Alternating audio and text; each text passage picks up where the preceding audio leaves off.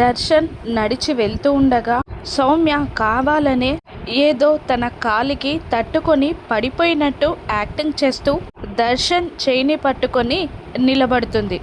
అయ్యో సౌమ్య అంటుండగా sorry sir అని అంటూనే దర్శన్కి తెలియకుండానే దర్శన్ చేతికున్న బ్రాస్లైట్ని తీసేస్తుంది.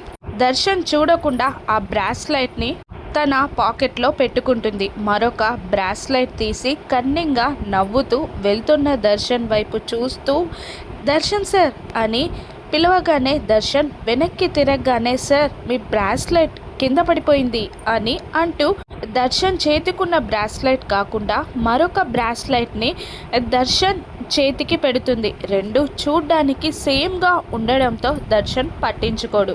ఆ తర్వాత దర్శన్ మైండ్ చేంజ్ అయిపోతుంది. సౌమ్య చేయి పట్టుకొని హాల్లోకి లాక్కొస్తాడు. అందరూ సౌమ్యని దర్శన్ని వింతగా చూస్తూ ఉంటారు. దర్శన్ సౌమ్య చేయి పట్టుకొనే అందరినీ చూస్తూ ఇకపై నుండి సౌమ్య కూడా మనింట్లోని సభ్యురాలే, మనింట్లో మనిషి అని డైరెక్ట్గా దర్శన్ అనౌన్స్ చేస్తాడు.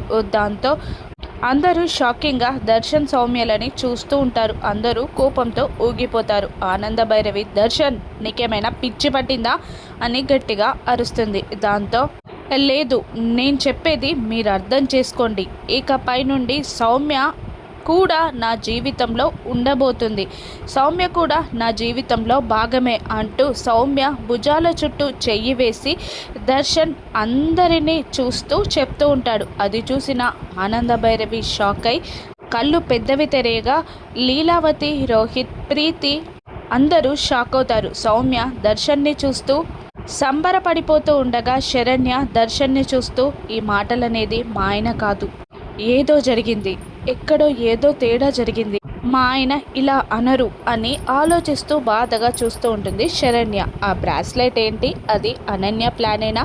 ఆ బ్రాస్లైట్ రహస్యం శరణ్య తెలుసుకోగలదా? మళ్ళీ దర్శన్ని మార్చుకోగలదా? రాను ఎపిసోడ్స్లో చూద్దాం. Thank you for watching.